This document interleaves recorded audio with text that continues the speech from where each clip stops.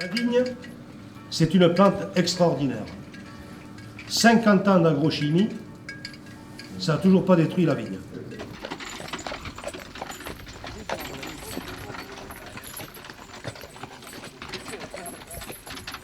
Des groupements de vignerons étudient des solutions alternatives pour produire sainement le vin. Ils se tournent vers des techniques modernes de traction animale, comme ici dans l'Aude, où ils participent à des journées techniques d'initiation organisées par l'association Promata. Durant ces 3 jours, des conférences sur l'entretien du cheval et du sol s'entrecoupent de séances d'utilisation du matavigne.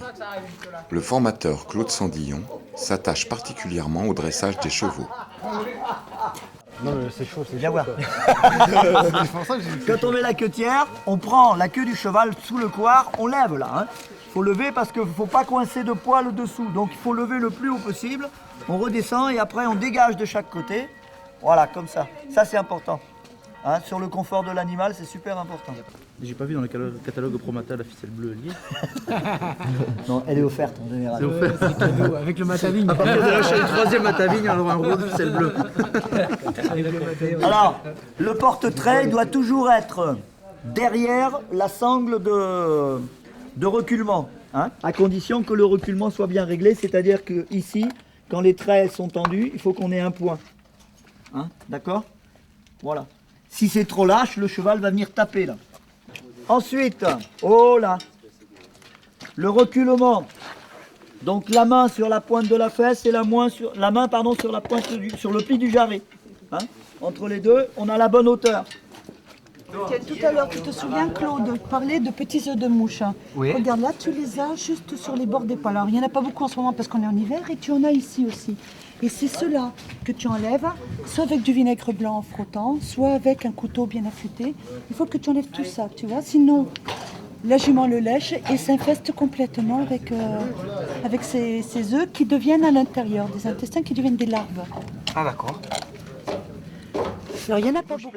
Alors ça, c'est une bestiole, c'est impressionnant, hein, ça s'accroche. Ouais, ouais. Et alors quand vous avez un animal qui en est infesté, alors c'est en général sous la queue, autour de l'anus, entre les cuisses, etc. Et là, alors là c'est impressionnant, le cheval ça l'énerve, vous ne savez pas pourquoi, qu'est-ce qu'il y a qui ne va pas, il n'y a rien qui... Et le cheval est énervé, il est excité, il ne travaille pas dans de bonnes conditions. Et puis des fois, bon, on découvre effectivement que c'est ça, tout simplement. En ce qui concerne, on revient là à la fiche technique d'investissement. Pour travailler avec un cheval de trait, un porte-outil et puis le matériel qui va avec, si vous achetez tout à l'extérieur, ça va vous revenir entre 10 et 12 000 euros. D'accord ? Voilà. Alors après, vous allez effectivement voir, vous, en fonction de vos financements, de votre trésorerie, etc., ce que vous allez bricoler, ce que vous allez récupérer, ce que vous allez acheter neuf. Hein ? Ben, moi, je suis voisin, là. Je suis à Pépieux. Je suis en bio. Moi, j'ai 1,5 hectare de vigne, 50 arts d'olivier depuis cette année, un petit peu de truffier, bientôt des fruitiers à variété ancienne que je veux planter. Voilà, donc je suis en bio depuis 99 sur les vignes. Et puis la traction animale m'intéresse sur ce type de petite exploitation. Et puis bon, ça reste c'est la continuité philosophique en fin de compte du bio, de ce que je veux faire, quoi. Alors moi, juste en quelques mots, je vais vous dire qui je suis. Je m'appelle donc Daniel Noël. J'ai fondé un groupe qui s'appelle Vinivitis Bio. J'ai toujours travaillé pour la viticulture biologique, tout le temps. Jamais dans les organisations bio. Donc, à partir de là, maintenant, remettre des animaux dans la vigne, c'est d'abord battre en brèche l'idée d'archaïsme. Et nous, on travaille à ça, c'est-à-dire non, l'agriculture biologique, l'agriculture qui s'accompagne de la traction animale, c'est une agriculture à très haute technologie. C'est fondamental. Après, vous avez des soins quotidiens à faire. Ça, c'est super important aussi. L'entretien des pieds, on a commencé à en parler. C'est des choses, si vous avez votre cheval, si vous ne vous êtes pas occupé de ses pieds, s'il n'a pas été paré, on n'a pas fait l'entretien nécessaire de graisser, etc., le cheval, vous allez le faire travailler, paf, il va y avoir une sème, il va y avoir un sabot éclaté parce qu'il a tapé sur des cailloux et que la corne était dure, etc. Les pieds, c'est vraiment un entretien, je dirais, régulier. Le simulateur, là, n'hésitez pas à vous le fabriquer puis à l'avoir chez vous pour vous entraîner. D'accord ? Vous en rappellerez de tout ça ? C'est bon? Allez. Allez Rosalie, en avant. Allez.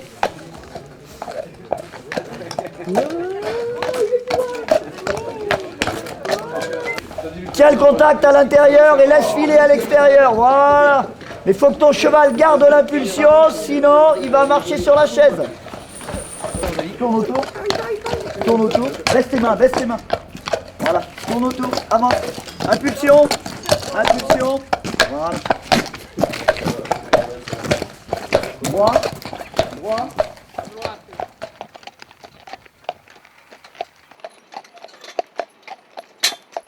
Contrairement au tracteur, l'utilisation du cheval respecte l'écosystème de la vigne et ne tasse pas le sol. Dans le prolongement des journées techniques Promata, Christian a travaillé plusieurs mois avec Claude Sandillon pour dresser Rosalie. En utilisant régulièrement le matavigne, Christian et Claude éprouvent le matériel à la réalité du terrain et réfléchissent aux améliorations possibles. Qu'est-ce que tu veux refaire un autre?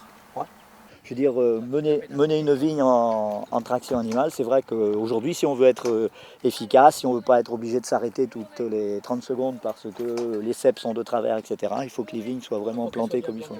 Voilà. Tout à fait. Je pense qu'avec un cheval, on peut raisonnablement, sur une bonne configuration, travailler 6 ou 7 hectares de vignes, ça peut se faire.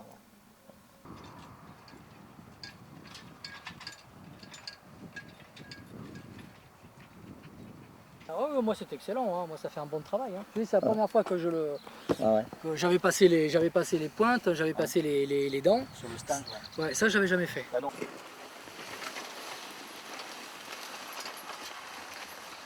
Aïe! Ouais, donc là on a fait une séquence où on a bouté des rangs de vignes pour l'hiver, hein, c'est-à-dire on a recouvert le cep pour le protéger un petit peu des intempéries.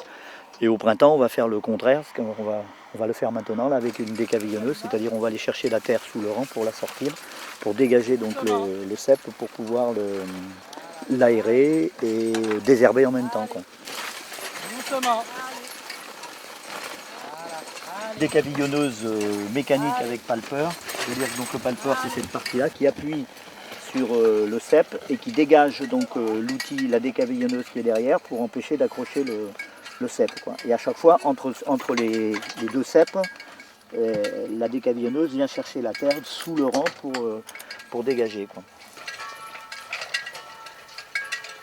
À partir de l'année prochaine, je pense, si cet hiver on travaille bien la jument, si on arrive bien à la poser, et ben peut-être qu'on commencera à faire des essais de décavaillonnage au printemps. Mais pour ça, il faut qu'on la travaille tout l'hiver, c'est clair. Il ne faut pas qu'on la lâche, quoi.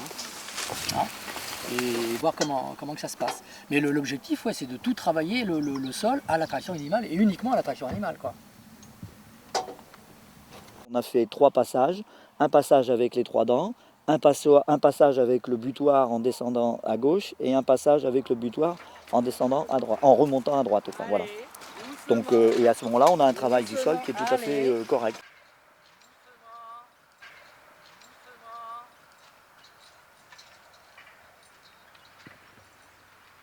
Il faut toujours être très attentif. Bon, il faut que l'animal nous fasse énormément confiance, fasse confiance à la personne qui le fait travailler. Alors ça, c'est fondamental. Une fois qu'on a obtenu la confiance de l'animal, après, il accepte de travailler assez facilement. Allez, Rosalie.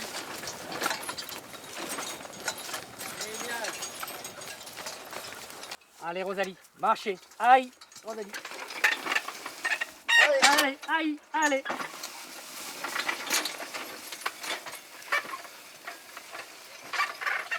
Tu as un mouvement, si tu veux, latéral comme ça qui te scie le dos, quoi. Je veux dire, tu fatigues. Enfin, moi j'ai un dos fragile, hein. Quand je suis sur le siège, je suis pas très à l'aise, quoi. Tu tiens toujours le dos comme ça, et si tu tournes le dos, tu vois pas le cheval, quoi. Je veux dire, fatalement tu fais un mauvais mouvement. Allez, marche, Rosalie, marchez.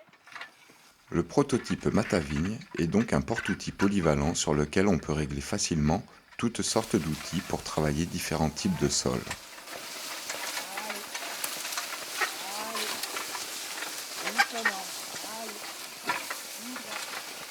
Des modifications sont étudiées sur le terrain et répercutées à l'atelier de fabrication Promata afin de le rendre simple et pratique. Philippe, là, à l'atelier, a résolu le problème du relevage en rajoutant une deuxième poignée. Hein, ce qui fait que quand tu es arrivé ici, tu reprends une autre poignée qui est là pour envoyer les outils dans le sol, quoi, hein, pour les rentrer, pour terrer les outils dans le sol. Moi, je suis en train de faire des essais, là, c'est, comment il s'appelle, Jean Dugas à Bordeaux, qui s'est fabriqué un petit porte-outil à partir du livre de Jean Nol. Hein. Et lui, il a mis un système de relevage par chaîne. Hein. C'est-à-dire qu'on supprime la barre à trous, on supprime cette barre basse qui est là, et le ressort. On met des chaînes, donc ici, on fixe des chaînes de ici à ici, donc on fait un réglage de chaîne en fonction de la profondeur des outils qu'on veut faire rentrer.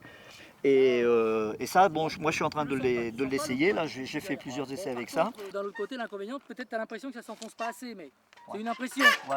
Faut regarder le travail. Ça s'enfonce un peu moins. Ouais. Maintenant, on peut faire l'essai en montant sur le cadre. Ouais. Tu vas voir ce que ça donne. Et puis tu mets un- Et tu vas voir qu'en étant sur le cadre... C'est pire. Non, c'est mieux, c'est beaucoup mieux. Tu veux faire un essai? Ouais, vas-y, te prends, je vais monter dessus, moi. Allez. Allez. Enfin, moi personnellement, au niveau confort, je préfère être debout. Parce que dans les secousses, bon, ça s'encaisse plus facilement qu'être assis avec un cisaillement latéral là, et au niveau du dos, c'est... Et là, bon, le poids du mec, il n'est pas inerte, il sert à quelque chose, il sert à faire rentrer les outils, quoi. Ça fait un excellent travail, quoi, hein, on ne ferait pas mieux, je dirais, avec le tracteur.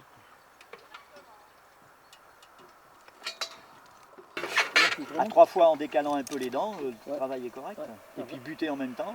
T'as vraiment quelque chose de bien.